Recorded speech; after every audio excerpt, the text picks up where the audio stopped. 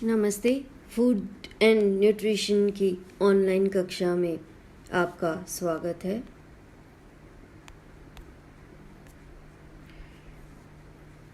आज हम पढ़ेंगे वसा, उसका वर्गीकरण और उसके कार्यों के बारे में। वसा का वर्गीकरण 4 भागों में किया गया है। सामान्य वसाएं, संयुक्त वसाएं, व्युत्पन्न वसाएं और मिसलेनियस या अन्य वसाएं जो कि इनमें से किसी भी श्रेणी में नहीं आती हैं। कुछ वैज्ञानिक सिर्फ वसाओं को 3 वर्गों में ही विभाजित करते हैं और वे हैं सिंपल, कंपाउंड और डिराइव्ड। या सामान्य वसाएं, संयुक्त वसाएं और व्युत्पन्न वसाएं। सबसे पहले हम जानते हैं कि सिंपल वसाएं क्या होती हैं या सरल वसाएं किन्हें कहा जाता है। तो सिंपल वसाएं जो हैं ये केवल अल्कोहल और वसीय अम्लों के मिलने से बनती हैं और जब वसीय अम्ल और ग्लिसरॉल संयुक्त होते हैं और इनके एस्टर्स का निर्माण होता है तो इन्हें वसाएं अथवा तेल कहा जाता है।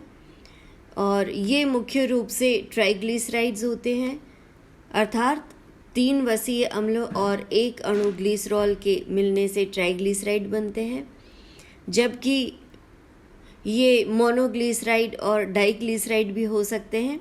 मोनोग्लिसराइड 1 वसीय अम्ल और 1 अणु ग्लिसरॉल के मिलने से बनते हैं, जबकि डाइग्लिसराइड 2 अणु वसीय अम्ल और 1 अणु ग्लिसरॉल के मिलने से बनते हैं। दूसरे प्रकार की सामान्य शर्कराएं हैं वैक्सेस या मोम जिन्हें कहा जाता है। ये ग्लिसरॉल के अतिरिक्त दूसरे अल्कोहल और वसीय अम्लों के संयुक्त होने से बनते हैं। इसमें जो अल्कोहल प्रयुक्त होता है वह लॉन्ग चेन एलिफेटिक अल्कोहल हो सकता है या साइक्लिक अल्कोहल भी हो सकता है। ये 2 प्रकार के होते हैं वैक्सेस। ट्रू वैक्सेस जो कि मधुमक्खी के द्वारा निर्मित किए जाते हैं, मधुमक्खी के छत्ते में ये वैक्स उपस्थित होती है। इसके अलावा हमारे कान में भी वैक्स का निर्माण होता है ग्रंथियों के द्वारा। Cholesterol asters, vitamin A, carotenoids और विटामिन डी एस्टर्स भी वैक्सेस के ही उदाहरण हैं। अगला वर्ग है वसाओं का, वह है संयुक्त वसाएं। संयुक्त वसाओं का निर्माण 1 अणु वसा और उसके साथ नॉन फैट कंपाउंड के मिलने से होता है। यानी वसा के अतिरिक्त कोई अन्य पदार्थ जब वसाओं के साथ संयुक्त होता है तो उन्हें संयुक्त वसाएं कहते हैं।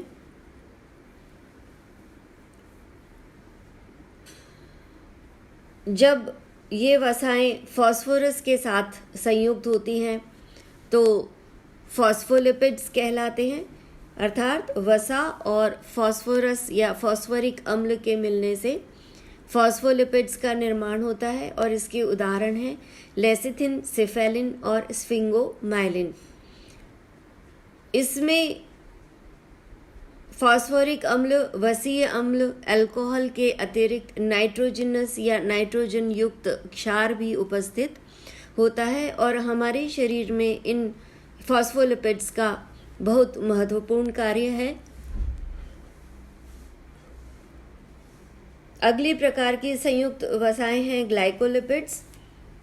ये वसाएं जब कार्बोहाइड्रेट के साथ संयुक्त होती हैं तो ग्लाइकोलिपिड्स कहलाती हैं और इनका उदाहरण है सेरिब्रोसाइड्स और गैंग्लियोसाइड्स।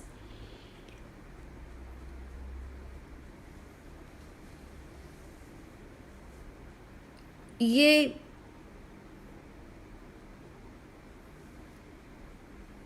मस्तिष्क या तंत्रिका तंत्र के निर्माण में बहुत महत्वपूर्ण कार्य करते हैं और तंत्रिकाओं की जो मेडुलरी शीट होती है या उनके चारों ओर का जो सुरक्षात्मक आवरण होता है और मस्तिष्क के ऊतकों में उपस्थित होते हैं। इसके अलावा विशेष रूप से यह श्वेत द्रव जो कि मस्तिष्क में उपस्थित होता है उसके निर्माण में मुख्य रूप से काम में आते हैं। इसके अलावा गैंग्लियोसाइड्स जो होते हैं वो सेरेब्रोसाइड्स के समान ही होते हैं। इनमें एक मोनोसेकेराइड इकाई उपस्थित होती है। गैंग्लियोसाइड रक्त में उपस्थित होते हैं और रक्त के प्रकार को कि वह ए ग्रुप का है, बी ग्रुप का है या ओ ग्रुप का है, इसकी पहचान में काम में आते हैं। इसके अतिरिक्त जो अगले प्रकार के संयुक्त वसाएं हैं वो हैं लिपोप्रोटीन्स, जो कि प्रोटीन के साथ संयुक्त होने से निर्मित होती हैं और यह प्रोटीन के साथ जब वसाएं संयुक्त हो जाती हैं तो ये घुलनशील अवस्था में आ जाती हैं और शरीर में रक्त के द्वारा एक स्थान से दूसरे स्थान तक ले जाई जा सकती हैं। तो इस प्रकार से विभिन्न प्रकार की संयुक्त वसाएं उपस्थित होती हैं। इसके अलावा इसका जो तीसरा वर्ग है वह है व्युत्पन्न वसाएं या डिराइव्ड लिपिड्स। डिराइव्ड लिपिड्स या व्युत्पन्न वसाएं जब वसा का पाचन हो जाता है हमारे शरीर में तो बनती हैं और वसा के पाचन के फलस्वरूप ग्लिसरॉल और वसीय अम्ल प्राप्त होते हैं। ग्लिसरॉल कुल वसा का 10% भाग बनाते हैं,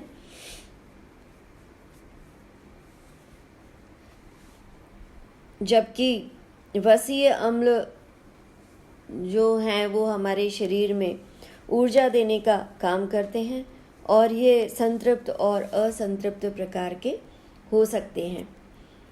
इसके अलावा स्टीरॉइड्स जैसे कि कोलेस्ट्रॉल और विभिन्न स्टीरॉइड हार्मोन्स जो हैं वे भी डिराइव्ड लिपिड्स के अंतर्गत ही आते हैं और इस प्रकार वसा का वर्गीकरण समाप्त होता है। और अब हम पढ़ते हैं वसा के हमारे शरीर में क्या क्या कार्य हैं। पहला कार्य है इसका बॉडी फ्यूल। वसाएं हमारे शरीर में ऊर्जा प्रदान करने का कार्य करती हैं। वसा के 1 ग्राम के ऑक्सीकरण से 9 किलो कैलोरी ऊर्जा प्राप्त होती है और प्रतिदिन हमें जितनी ऊर्जा की आवश्यकता होती है उसका लगभग 25% भाग हमें वसाओं से प्राप्त होता है। दूसरा मुख्य फंक्शन है वसाओं का कॉन्स्टिट्यूएंट ऑफ सेल मेम्ब्रेन। यह हमारी कोशिका झिल्ली के निर्माण में मुख्य अवयव के रूप में काम में आती है। तीसरा फंक्शन है digestion, absorption and utilisation of vitamin A, D, E, के।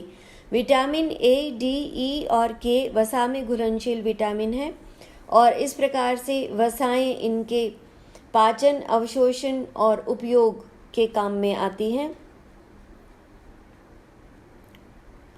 वसाओं का एक महत्वपूर्ण कार्य है सेलुलर मेटाबॉलिक रेगुलेटर के रूप में। इसका अर्थ यह है कि वसाएं जो हैं वो हमारी कोशिका की अर्धपारगम्य झिल्ली का जो गुण है कि वह सेलेक्टेड चीज़ों को कोशिका के अंदर आने देता है और सेलेक्टेड चीज़ों को ही या पदार्थों को ही कोशिका के बाहर जाने देता है। तो यह अंदर और बाहर जाने की जो क्रिया है वह कोशिका झिल्ली में उपस्थित वसा के अणुओं के द्वारा ही निर्धारित होती है। इसके अलावा वसा हमारे आंतरिक अंगों को सुरक्षा प्रदान करती है क्योंकि हमारे जितने भी आंतरिक अंग हैं जो कि जीवन के लिए बहुत महत्वपूर्ण हैं, जैसे कि हृदय, फुफ्फुस, यकृत और वृक्क, इनके चारों ओर वसा का आवरण होता है। एडिपोस टिश्यू या वसा जो है वो इनके चारों ओर जमी रहती है। इस वजह से जब व्यक्ति गिरता है या उसको चोट लगती है तो इन अंगों के ऊपर प्रभाव नहीं पड़ता है, क्योंकि इसके चारों ओर या इन अंगों के चारों ओर जो वसा का गद्दा रहता है वो इन अंगों को चोट लगने से बचाता है। इसके अतिरिक्त वसा संतृप्ति की भावना उत्पन्न करती है या सैशिएटी वैल्यू बढ़ाती है भोजन की। इसका अर्थ यह है कि वसा को जब हमारे भोजन में वसा की मात्रा अधिक होती है तो वह भोजन अधिक लंबे समय तक हमारे आमाशय में पड़ा रहता है, धीरे धीरे डाइजेस्ट होता है, और जब लंबे समय तक भोजन आमाशय में रहता है तो यह लंबे समय तक तृप्ति की भावना बनाए रखता है और जल्दी से भूख नहीं लगने देता है। इसके अलावा वसा का एक और प्रमुख कार्य है, वह है प्रोटीन स्पेयरिंग इफेक्ट। प्रोटीन का हमारे शरीर में मुख्य कार्य है शरीर का निर्माण करना और टूट फूट की मरम्मत करना।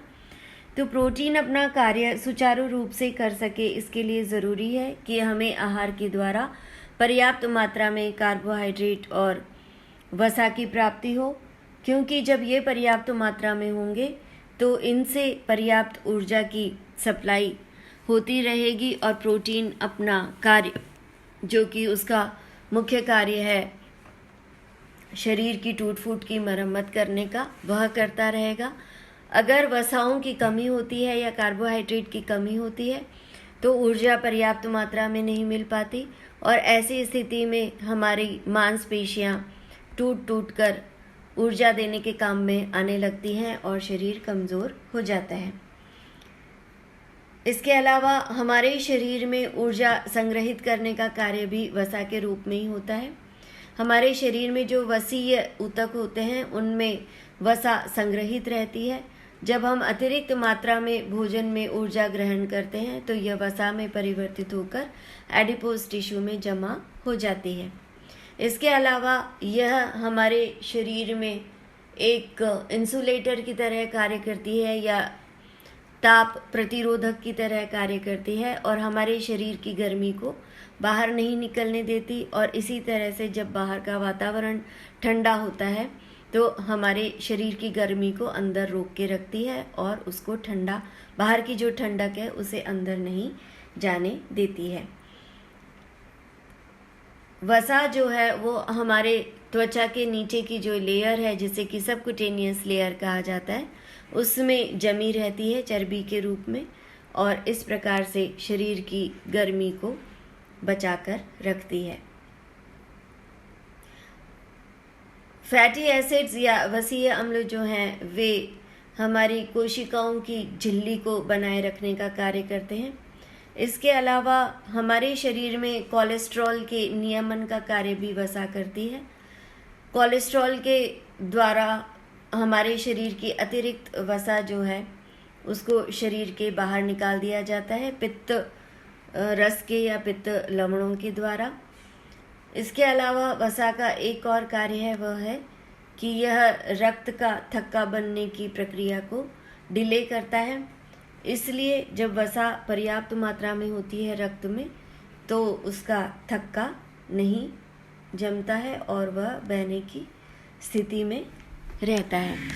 तो ये थे वसाओं के कुछ मुख्य कार्य। आपने इस वीडियो को ध्यान से सुना, इसके लिए आपका बहुत बहुत धन्यवाद। अब अगले टॉपिक में हम पढ़ेंगे वसा की प्रतिदिन या दैनिक आवश्यकता और इसके प्राप्ति के स्रोत तथा इसकी कमी के प्रभाव। धन्यवाद।